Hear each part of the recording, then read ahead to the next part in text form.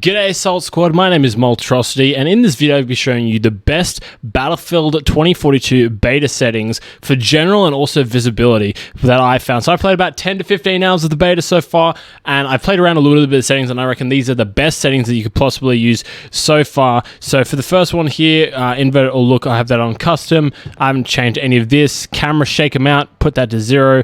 This is all standard. This here. Then we can go across to communication. Haven't touched any of that because voice chat doesn't work anyway. Network, you can keep it standard. A display, I've had borderless.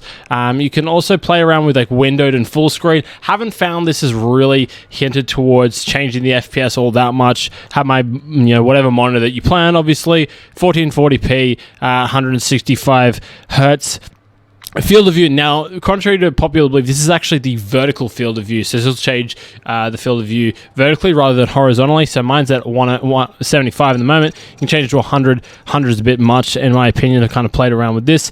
Third person field of view is how does 100. ADS field of view you want to have on so that you can, so similar to relative, I think it is in Warzone. Brightness, you can kind of play around with this game. It's pretty bright as it is, like a lot of the weather effects and a lot of the sunshine and stuff like that. It doesn't really have, isn't really a dark game, but I like to keep my general brightness of most games at anywhere between 50 and 75, depending on the game. High dynamic range, you can have that on if you've got an HDR monitor. Motion blur, you want to piss that off, it's terrible. You want to get rid of chromatic aberration, film grain, vignette, and lens distortion. We are not in a Michael Bay film. We don't need any of that rubbish in our game. All right, now graphical preset, this also depends on what type of build you have. So I've got a GTX 3080 with 32 gigabytes of RAM and a 12-core CPU. So I can technically play on Ultra 2K at about 100 to 120 FPS in this beta. But most of the time I've actually been streaming as well. If you guys want to go follow that, it's fb.gg/ I think it is Moltrosity. I stream on Monday, Tuesdays, and Fridays. Anyway, back into the video. So you can chuck and play around with all of these. Medium, low to medium if you've got like a old rig, but medium to ultra depending on what type of stuff that you have there. Dynamic resolution range, you don't really need to keep that on. You don't want to have cost resolution. NVIDIA Reflex low latency, enable plus boost. You want to definitely enable this. This is literally a game changer that I found in FPS games. If you've got a 2K screen, enable plus boost, or if you've got a GTX card, this is definitely something that you need to do. Feature RAM rendering and VSync, you want to keep that on as well. And high fidelity objects armor, you can't change that anyway. And then we have HUD general. There you could show the HUD, keep that on. Camera shake amount, piss that off. You don't want your camera shaking around like you're in some war simulator.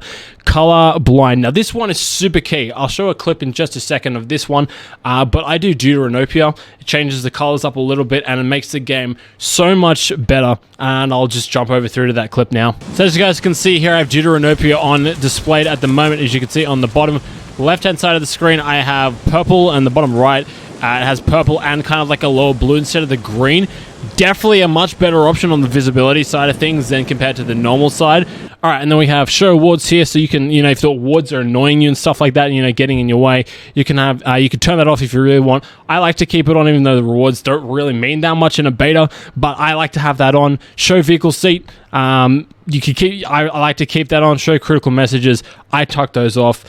Kill log, I think that's off by automatic, or it's on, but this is set to squad or self or something like that.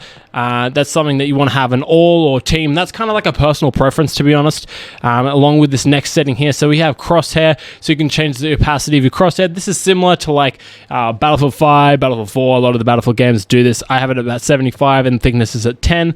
My crosshair color is pink because I find that if you do like green or blue or something like that, it kind of blends in with the surroundings a little bit, so pink kind of stands out nicely there. Hit indicator opacity, that's 100 at the moment, but you can kind of play around with that. Hit color is white. Damage base type is on. Headshot color is red because if you get a headshot, you want to know that you got a headshot. Kill color is blue, so that's also handy as well. You don't want to make it like green or anything like that because this game is quite saturated, so you want to make that a color that's kind of separate from that. And an armor hit indication color, that's green. I have never hit someone with armor. I think that it's people playing it up a little bit more. I actually used armor a little bit in the beta, and I don't really think that it's actually all that useful. So you can kind of pick and change the armor hit color there.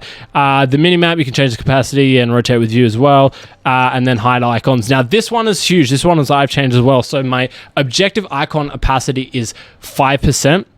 So it'd be a much less opaque, and the friendly opacity is 5 and the enemy opacity is 100. So I can see enemies a lot more, and then I got gadget at 30 and then danger ping at 100. Now this might be the other way around. I might be being stupid and it's literally the other way around. Let me know in the comment section down below if I'm being a total idiot in regards to that one, but I'm pretty sure that's what that's referring to.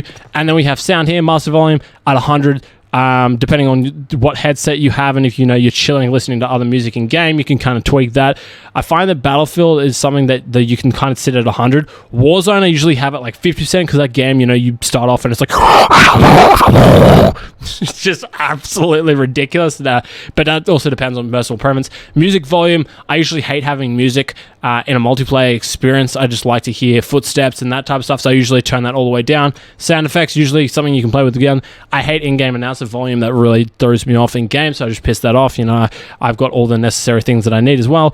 Speaker configuration is surround, but you can kind of pick and change that. Audio mix is war tapes.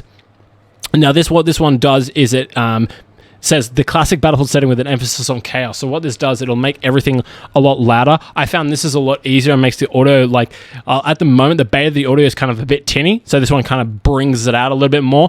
This is definitely an audio setting that you guys want to be running. Audio and background, you can kind of stick that off and on. It's not important. Hit indicator, this one is default and off at the moment, but as you can see, choose between Battlefield 2042 style, Battlefield 1 style, or no sound for your hit marker at all. So you can actually pick and choose that. Look, I'll probably bring in other Battlefield games in regards to that one, but that's what we have in the moment. In-world music, you can kind of turn that in and off. Voice chat doesn't matter because it doesn't work anyway. Controller, if you're, controller on PC, so none of that matters to me because I'm not on controller. Global, none of that matters. Keep that the default as it is.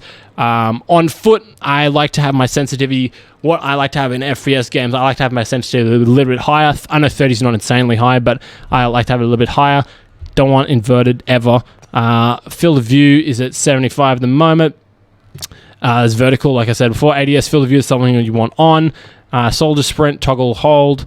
Tap forward to sprint. It's all personal preference. This one here. Zoom as well. And then other parachute auto deploy, reload hints, and then different coefficient. And you can pretty much leave these 4 settings here default. And then you have all the different zooms, like it's literally 1 to 10. I find a lot of games are doing this at the moment. 1 to 10, I like to keep mine fairly low. Like I said before, I like to have high sensitivity in game and then lower zoom down sight aim sensitivity. I don't really touch vehicles because I'm a total bot when it comes to vehicles. You guys can let me know what the best vehicle settings are there. Sorry if that's what you came to the video for, but I suck at vehicles in this game. And then Deuteranopia, like I said before, and this is all pretty similar. And then key bindings is all just personal preference depending on what you're doing. Anyway, guys, that'll be it for the video. If you guys enjoyed, make sure you leave a comment, make sure you subscribe for more Battlefield content. Go over and follow my Facebook page as well, where I stream 3 times a week, mostly Battlefield content. fb.gg/Moltrosity. I'll leave that in the description down below. I'll see you guys in the next video. Take care and peace.